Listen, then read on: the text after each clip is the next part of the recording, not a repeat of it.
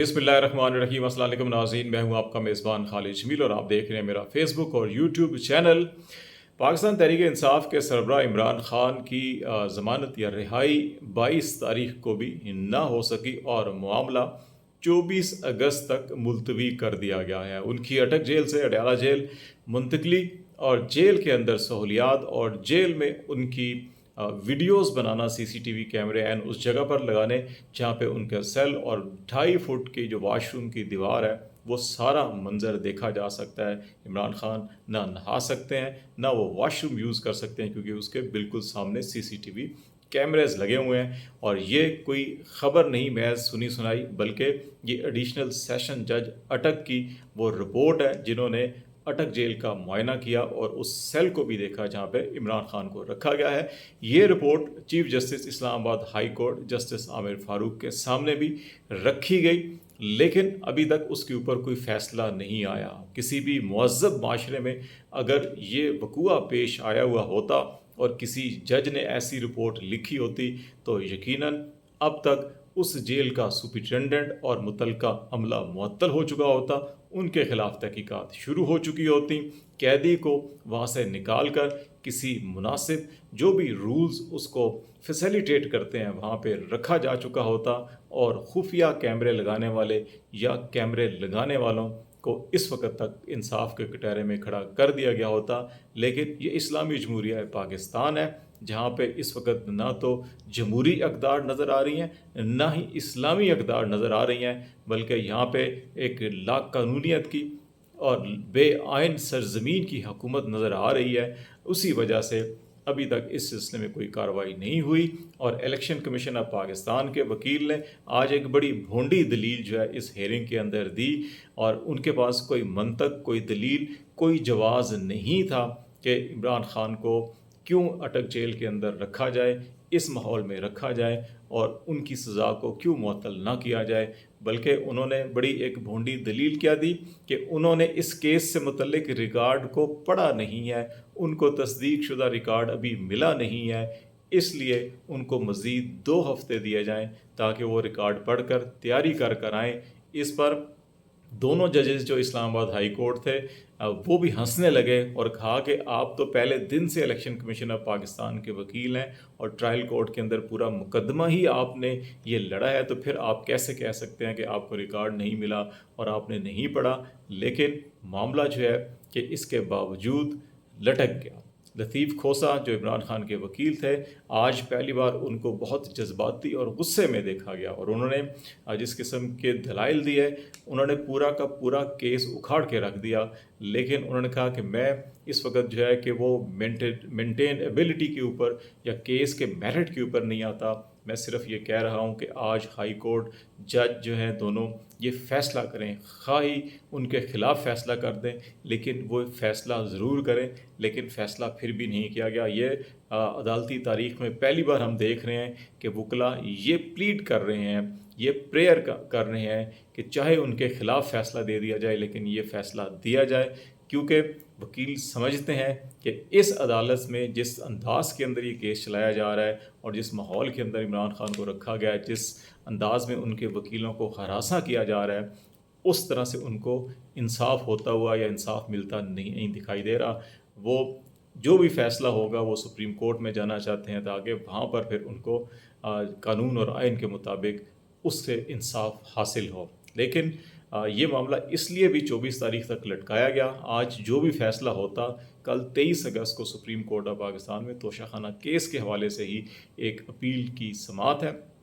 3 रुकनी bench इसकी समाअत करेगा। Chief justice Umar Ata Bandial उसकी सरबराही कर रहे हैं, जस्टिस मज़ाहिर अली अकबर नकवी और जस्टिस जमाल मंदोखेल जो है कि इसमें बाकी 2 जजेज़ हैं। अब इसका जो मामला है वो बड़ा अहमियत इख्तियार कर चुका है। 23 तारीख को सुप्रीम कोर्ट और 24 तारीख इस्लामाबाद हाई कोर्ट ने इसलिए रखी कि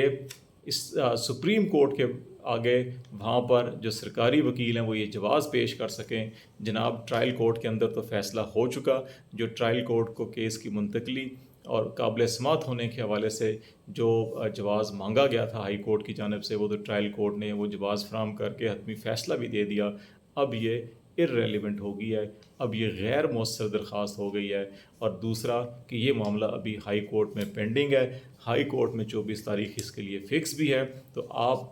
خود فیصلہ نہ کریں بلکہ اس کو ہائی کورٹ کے اوپر چھوڑ دیں۔ اور سپریم کورٹ میں یہ 24 تاریخ اس لیے رکھی گئی تاکہ سپریم کورٹ کی جو 23 تاریخ ہے اس کو غیر مؤثر بنا دیا جائے، اور پھر 24 تاریخ کو کوئی معلوم نہیں الیکشن کمیشن آف پاکستان کے وکیل کہیں ان کی تیاری نہیں ہے، یا یہ بھی ہو سکتا ہے کہ وہاں پہ ان کے کوئی نئے وکیل آ جائیں اور کہیں جی مجھے تو آج ہی یہ کیس دیا گیا ہے، پرانے وکیل صاحب نے معذرت کر لیا ہے، یا وہ بیمار ہو گئے ہیں، یا وہ آ نہیں سکتے، یا اس سے پہلے 2 بار جج صاحب خود بیمار ہوئے تھے، اب تیسری بار بھی ہو سکتا ہے وہ بیمار ہو جائے، اور پھر 24 تاریخ کو لٹکایا جائے اور یہ کیس آگے لٹک جائے۔ اس قسم کی جو ہے کہ وہ باز گشت اس وقت اسلام آباد میں سنائی دے رہی ہے۔ لیکن کچھ لوگوں کا خیال ہے کہ 23 اگست کو سپریم کورٹ کے سامنے،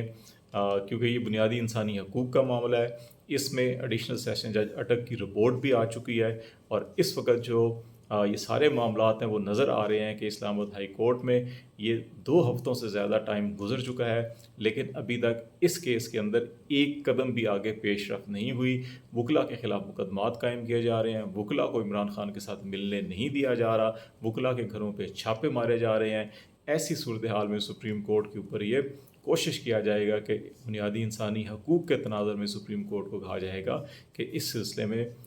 فوری طور کے اوپر مداخلت کر کے اپنی کوئی رولنگ دے دیں اس میں۔ تو کچھ لوگوں کا خیال ہے کہ سپریم کورٹ اپنے اختیارات کو استعمال کرتے ہوئے اس کے اندر فیصلہ کر سکتی ہے۔ معاملہ آئدر 23 تاریخ پہ ہو یا 24 تاریخ پہ ہو، یہ 48 گھنٹے اس لیے بہت اہم ہے کہ اس وقت جو اقتدار کی اصل طاقت رکھنے والے جو ادارے یا افراد ہیں وہ بیہائنڈ دا ڈور جو ہے کہ وہ نیگوسیشنز کے اوپر بہت زیادہ فوکس کر رہے ہیں، وہ خفیہ ملاقاتوں کے اوپر فوکس کر رہے ہیں، وہ خفیہ مذاکرات کے اوپر فوکس کر رہے ہیں، اور ان کی کوشش ہے کہ وہ کسی طرح سے عمران خان کو یہ تیار کر لیں کہ اگلا الیکشن فیئر اینڈ فری ہوگا، ان کی پارٹی کو جو بھی اکثریت ملتی ہے اگر وہ اقتدار میں آتے ہیں تو پھر کون سے علاقاز جو ہیں کہ وہ ان کے لیے ریڈ لائن ہوں گے اور کون سے ایریاز میں اندر وہ فریلی اپنی حکومت چلا سکتے ہیں، وہ چیزیں طے کرنے کی کوشش کی جا رہی ہے۔ لیکن اس وقت تک کی اطلاعات یہ ہیں کہ عمران خان جو ہیں کہ وہ کسی طور کے اوپر کوئی بات کرنے کے لیے تیار نہیں ہے۔ وہ ان کا خیال ہے کہ ان کو جتنا عرصہ آپ جیل میں رکھ سکتے ہیں رکھ لیں، وہ صرف اور صرف عدالت سے رجوع کریں گے، عدالت ان کو انصاف فراہم کرے گی تو وہ عوام سے رجوع کریں گے، عدالت ان کو انصاف فراہم نہیں کرے گی تو وہ جیل میں رہ کر اپنی سزا پوری کریں گے، پھر بھی الٹیمیٹلی وہ جب رہا ہوں گے تو وہ عوام سے ہی رجوع کریں گے۔ یہ اس وقت ان کی مرضی اور منشا ہے۔ یہی اس وقت سب سے بڑی پریشانی بھی بنی ہوئی ہے ان اصل طاقت کے ایوانوں کو کہ اس وقت جو پبلک جو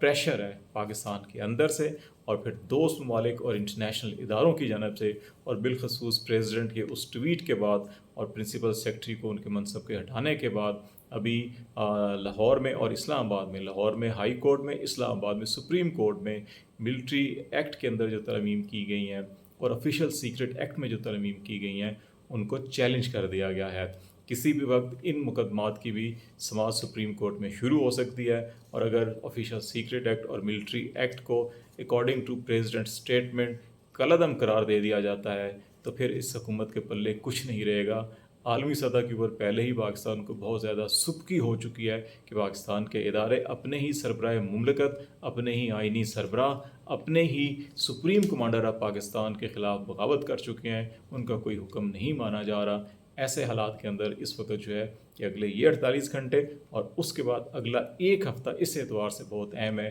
کہ جب ہی ان کیسز کی سماعت شروع ہوئی اس وقت ایک نئی پاکستان کی سیاست کا سمت جو ہے وہ تعین ہو سکتی ہے۔ لیٹس سی، دیکھتے ہیں کیا ڈیولپمنٹ ہوتی ہیں، آپ کو آگاہ کرتے رہیں گے۔ آج تک کے لیے اتنا ہی۔ خالد جمیل کو اجازت دیجیے، اللہ حافظ۔